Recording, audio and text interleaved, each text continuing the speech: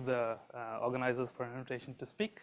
So I don't know Professor Murthy as well as the speakers before me, but I just want to say that when I was an undergraduate, I visited Shanoli for maybe for a summer, and I'd only read Apostle until then.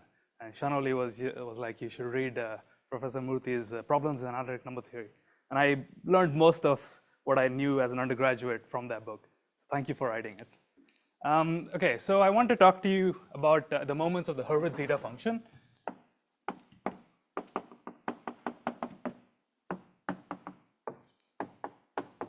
On the critical line, so on sigma equals a half. So before, I'd like to introduce the object first, since many of you might not be familiar with it.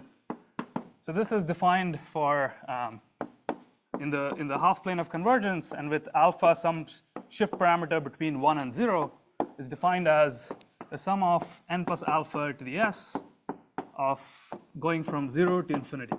So this should remind you of the zeta function, but maybe the one difference is that the sum starts at 0 instead of starting at 1. And I just want to write down some quick cases of some special cases of what you get. So if you take alpha equals 1, then that sum starts at 1, and then you have 1 over the integers. So you basically get that the zeta s alpha, zeta s1 is just the usual Riemann zeta function. Okay. The second simple case is alpha equals a half. What do you get there? So you get zeta s a half. This is 1 over, the first term is a half. Then you get 3 halves, 1 plus 1 half, and then so on.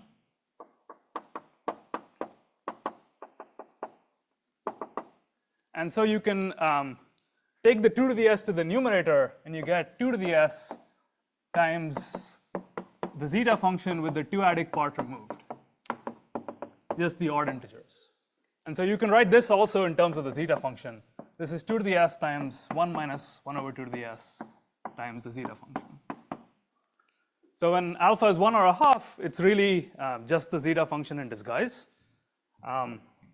What happens when alpha is a rational?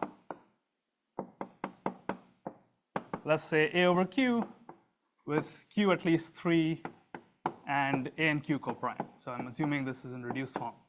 So you can do something similar. So you get, this is n equals 0 to infinity, 1 over n plus alpha a over q to the s.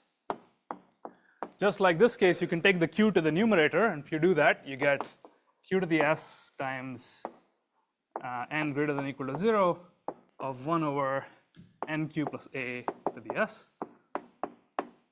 And what's that? That's just the sum over an arithmetic progression, right? You're summing over all integers which are congruent to a mod q.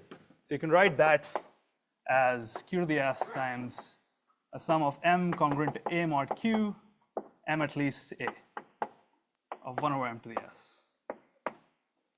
And a and q are coprime. You see a congruence like that, you just naturally want to apply Dirichlet characteristics to detect it.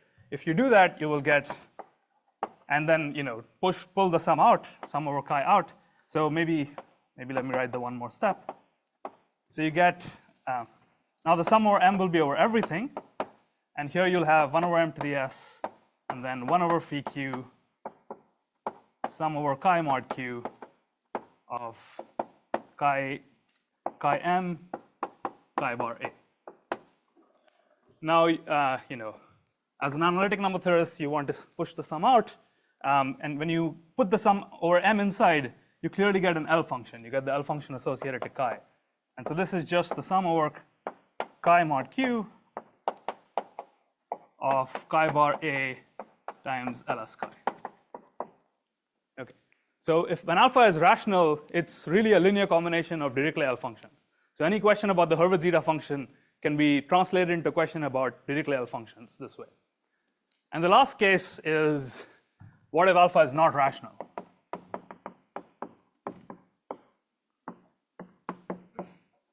And in this case, I don't know. There's no representation in terms of L functions that I'm aware of. And I would be very surprised to if there was such a representation.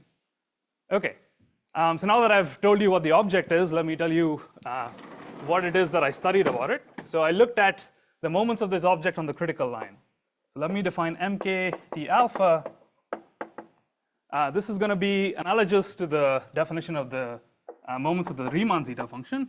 So you take a dyadic interval, you look at the zeta function on the critical line, and then raise it to the power 2k. So you're sort of looking at mean squares, mean fourth powers, and so on for integer values of k. And this is when alpha is 1, this is a very classically studied object. So if you take alpha equals 1 and k equals 1, so that gives you a mean square over here. That's the original thing that was considered by Hardy and Littlewood when they introduced the moments. So this was studied by Hardy and Littlewood in the early 1910s. And they showed that m1 t1 is asymptotic to t log t.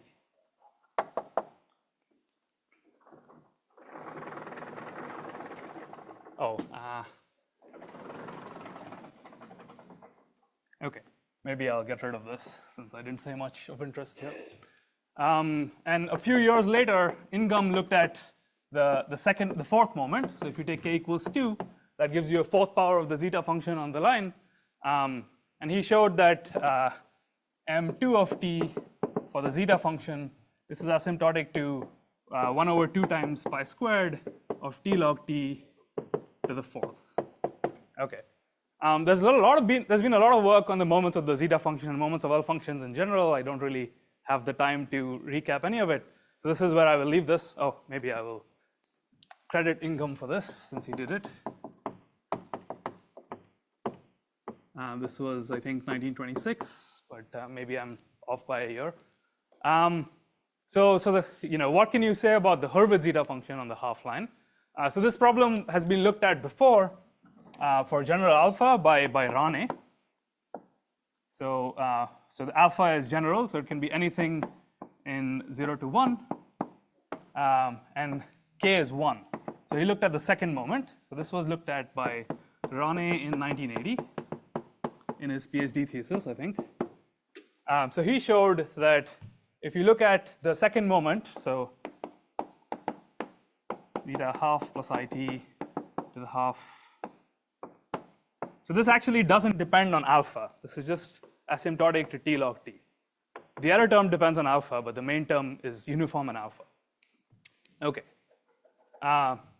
So my talk is about the fourth moment, which is something I looked at in my PhD thesis, and then later with Winston Heap.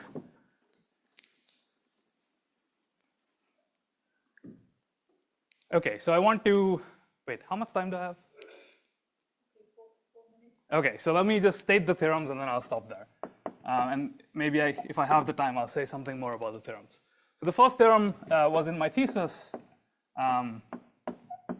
among other things, but this is also independently, I didn't know it was done already in someone else's thesis because he didn't publish it. It was done by Anderson in 2006 as well. I showed that if you look at the fourth moment, so m2 of t alpha, but alpha is rational, so alpha is a over q, where a and q are co-prime. Then this is asymptotic to some constant that depends only on q. It doesn't depend on the numerator of alpha times t log t to the fourth.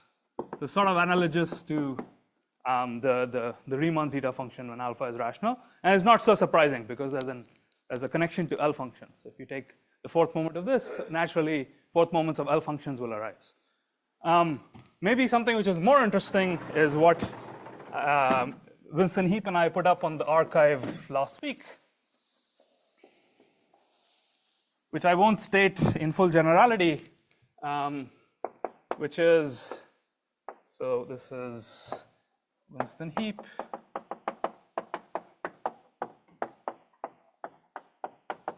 And myself. So we showed that if you, so the rationals are a pretty thin sequence of the real numbers, right? It's measure 0. And for the second moment might lead you to believe that maybe it should be t log t to the fourth, just like it is for the zeta function. But actually, it isn't like this. What we showed is that for almost all alpha,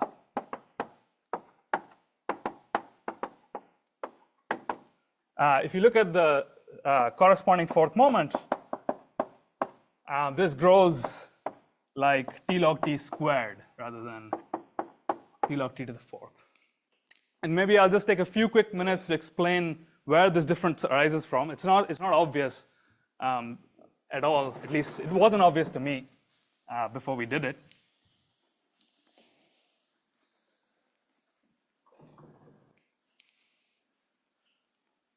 Okay, so this is what I'm going to say now is not strictly speaking true, but it's true in some sense. You can write zeta at the half line, even though there's no convergence of the Dirichlet series. You can sort of write this as sum of n going up to t of 1 over n plus alpha to the half plus it. Okay, this is not true strictly, but it's true in an average sense. So you can take the integral over, you can take the fourth power and then take the integral over t. And what you'll end up getting is 4 copies of this guy, 2 of them conjugated and 2 of them not conjugated, right? So you need to sort of understand n1 plus alpha times n2 plus alpha divided by n3 plus alpha over n4 plus alpha. The whole thing raised to the it. This is the kind of thing that shows up in the fourth moment. And the diagonal terms are when the numerator and the denominator are equal. And if alpha is rational, there are many ways for the equation. You're really looking for solutions to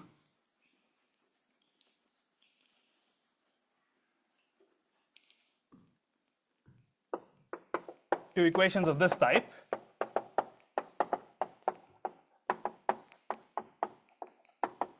And when alpha is rational, so think of alpha equals 1, this is really a divisor function count, right? So there are many ways for this to happen. But if alpha is irrational, there's actually no way for it to happen, essentially. The only way it can happen is if n1, n2, and n3, and 4 are the same integers, same sets.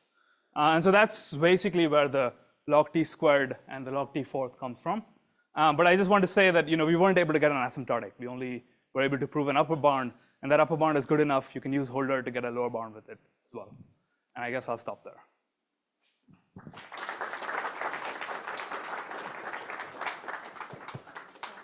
One quick question, if any. If not, maybe we can talk with him. Oh, okay, go ahead. Yeah, so in higher moments, So in higher moments, of course it's all conjectural for even the zeta function. You expect log t to the k to the 4 k squared for alpha rational, but for irrational, I expect it's log t to the k. Okay, so thank you. Yeah. Does the other next person? Yes. Okay.